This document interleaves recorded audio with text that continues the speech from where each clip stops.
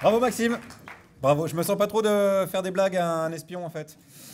Parce qu'il connaît mon historique de navigation. Donc on va enchaîner. T'es un génie Maxime. On t'aime. On va enchaîner avec la remise du prochain prix éthique, évidemment. Pour ce faire, je vous demande d'applaudir bien fort le vice-président d'Anticor, Eric Alt.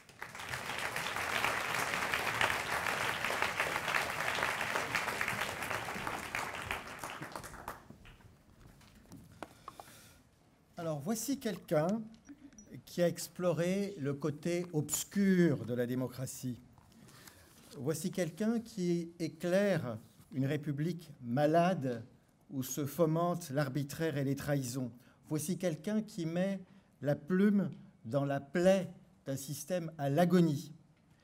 Il montre le cynisme, l'arrogance et la morgue de certains de nos élus et leur mépris pour nous qui les avons élus.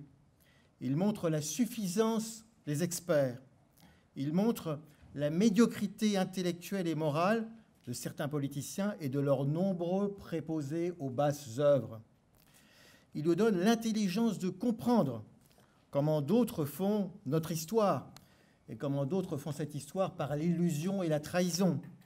Il dévoile l'absurdité des décisions prises derrière les masques de ceux qui prétendent servir l'intérêt général.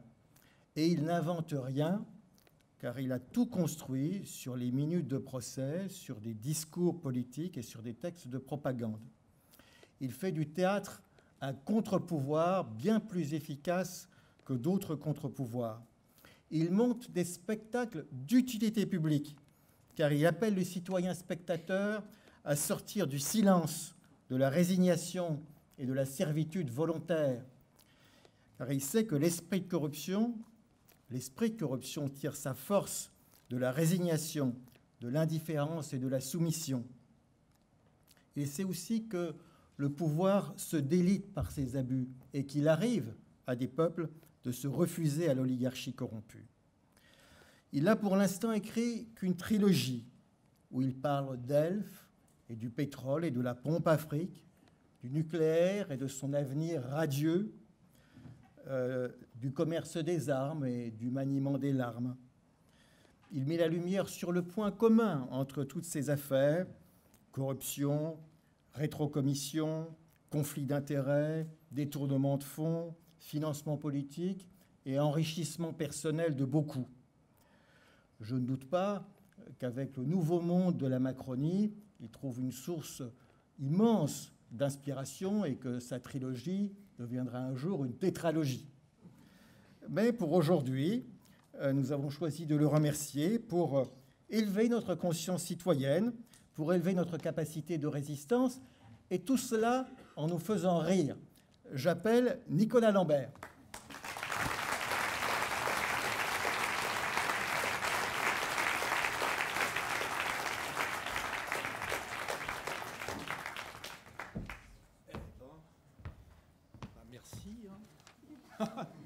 C'est gentil. Ça, j'aurais préféré une fille. Ça fait plaisir. Bien. Ben, merci beaucoup. Alors, voilà, ça casse. Putain. Bon, eh bien, merci, monsieur, dame. J'avais eu l'honneur de présenter cette cérémonie il y a quelques années. On avait dit, tu fais pas plus de 2 heures. J'ai l'honneur de recevoir un prix aujourd'hui. On m'a dit, tu ne fais pas plus de 8 minutes. Vous serez gentil l'année prochaine, quand vous me donnerez vos cartes d'identité à l'entrée, d'être assez rapide. Parce que, tu as vu, ça met du retard, sinon, voilà. Hein, on va essayer tous les ans d'être comme ça, de plus en plus efficace. J'avais préparé 3 conneries, mais je n'ai pas pris mes lunettes, donc je n'arrive pas à les lire.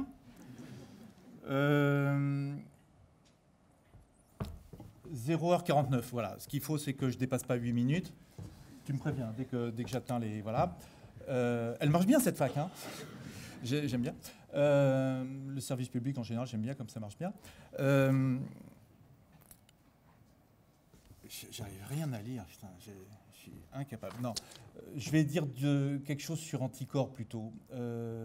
C'est quand même Ouais, effectivement, j'ai fait une série de spectacles que j'ai appelé La démocratie, avec un A privatif. C'est pas qu'on nous a piqué des trucs sur la démocratie, je pense qu'on n'y est pas encore. L'idée d'avoir marqué, de marquer partout chaque fois liberté, égalité, fraternité sur les murs, c'est parce que c'est notre projet. C'est pour qu'on se le rentre dans le crâne. C'est que ça va pas de soi, en fait. On n'en est pas encore là. C'est ce vers quoi on va. Ce serait bien qu'on y aille. Et j'aime bien. Autant, j'aime bien, ouais, Marianne, elle est sympa. Mais comme projet, enfin, liberté, égalité, fraternité, ça me parle bien comme idée. Et c'est vrai que, en ce moment, c'est plutôt marée basse, niveau démocratique. Puis avec les changements climatiques, là, on est vraiment sur les marées. On va bientôt, enfin, voilà. D'ailleurs, on voit plein de crabes apparaître en ce moment.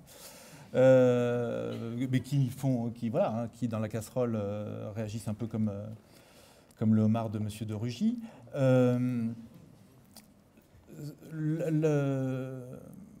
Mais Anticorps, moi, ça me rend vachement optimiste. Voilà.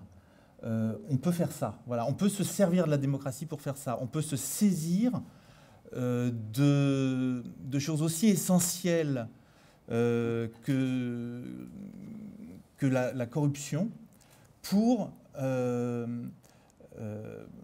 essayer de porter ça et de s'en servir pour le raconter au public, le raconter au grand public. C'est pas facile. Ce travail que fait Anticorps, comme le travail que font les journalistes d'investigation qui ont été mis à l'honneur ce soir, est un travail essentiel qui nous dit qu'on est encore en démocratie. Ça fait un bien fou de lire, de voir, d'écouter. Effectivement, c'est déprimant. T'écoutes. Alors voilà, Jérôme Piersanti, bonjour. Vous êtes là pour nous présenter encore le nouveau procès que vous allez intenter à machin. On a l'impression qu'on entend les magistrats d'Anticorps chaque fois qu'on allume la télé pour nous dire encore une mauvaise nouvelle, encore merde, il y a encore un truc qui ne va pas. Non, on arrive de plus en plus à l'entendre, à le partager, et je pense que par capillarité, on peut y arriver à cette... vous savez, la capillarité, je me souviens, comme je suis du bon côté de la fac, je vais vous expliquer ce que c'est. C'est la petite goutte d'eau qui remonte quand tu fais du Vélib, qui remonte et qui fait qu'à la fin, tu es enrhumé, parce qu'elle arrive au crâne.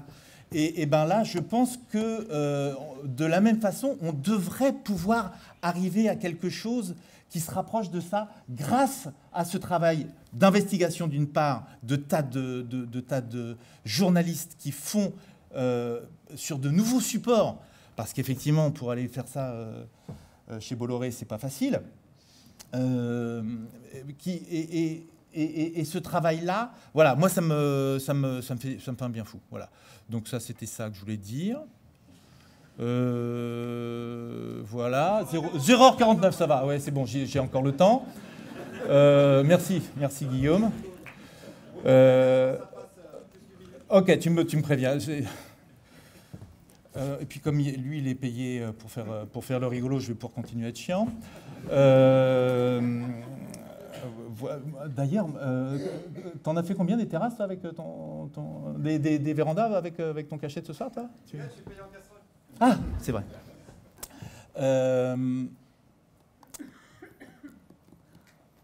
Juste un truc. Pourquoi mettre un théâtreux qu'on ne connaît pas? Je ne sais pas qui a vu. Enfin, tu vois, tu dois avoir 2 pelés et 3 tendus qui ont vu les spectacles. C'était plein à Avignon. Voilà, c'est ça. C'est vrai que c'est plein à Avignon. Là, on vient de faire une série à Paris dans un théâtre privé. Alors, privé, ça veut dire qu'on loue le théâtre. C'est ça que ça veut dire. Hein. Pourquoi faire ça? C'est une bonne question. Quand j'étais petit, je me disais j'aimerais bien faire ce métier-là parce que j'aime bien. Non, je t'en prie. J'aime bien le service public. Non, mais ça va, j'ai le temps.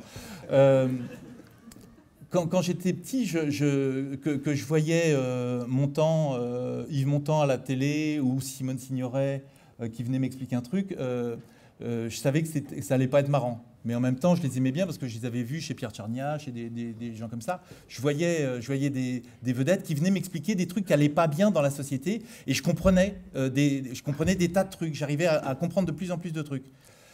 Mais c'était des grandes vedettes.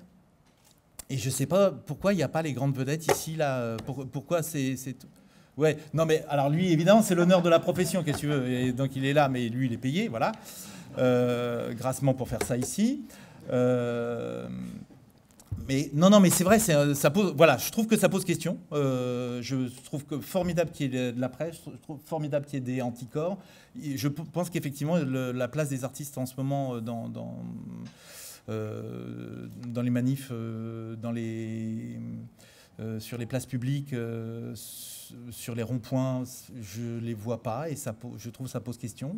Je nous interroge vraiment là-dessus. Et voilà, 0h49, ça va. Non, ben voilà, c'est tout. Ah oui, si, vous risquez pas de voir le prochain nos spectacles, parce que là, on arrête, parce que on vient de faire toute une série là à Paris, et chaque fois qu'il y a quelqu'un qui est susceptible de programmer mes spectacles depuis le dernier Avignon qu'on a fait, et depuis cette série parisienne, mais la totalité, c'est-à-dire, donc il n'y aura plus de date là, c'est « Ah putain, c'est bien ton truc, hein, je te prendrai jamais, hein, je me fais virer. » Mais c'est bien, hein. Voilà, j'ai encore 2 trucs à dire parce qu'il est 0h49. Donc, par exemple, je n'ai jamais joué de mes spectacles sur le nucléaire dans une région où il y a du nucléaire. Je sais pourquoi. C'est-à-dire que les théâtres qu'il y avait me disaient, ils me programmaient d'abord et puis après ils me déprogrammaient en disant, bon, écoute, c'est embêtant parce que si tu vois, si on te...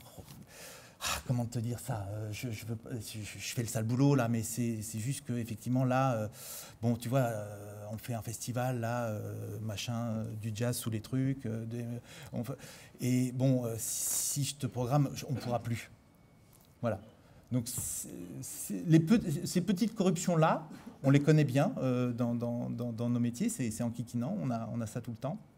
D'ailleurs, en parlant de nucléaire, juste pour rassurer monsieur le député Marlex, sur la souveraineté énergétique de notre pays, je voulais juste le rassurer, puisque la totalité des centrales nucléaires construites de 1974 à nos jours ont été signées par Westinghouse, qui est une société française peu connue, mais américaine mieux connue. Voilà.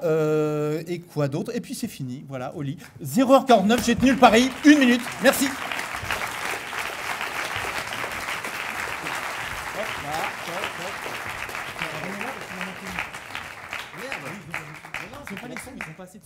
Ah oui, il n'y a pas assez de sous, donc il manque une Marianne. Donc Nicolas, très gentiment, remet la Marianne. Merci Nicolas. Et merci, et on remercie également le dealer de Nicolas Lambert, c'est important. Excellent shit. Non mais c'est pas facile, c'est vrai qu'on est un peu, voilà, on fait de la comédie, humoriste, tout. C'est pas facile parce qu'il y a vraiment un bon niveau. Attendez, parce qu'il n'y a pas fini. Ah pardon. C'est pour la photo.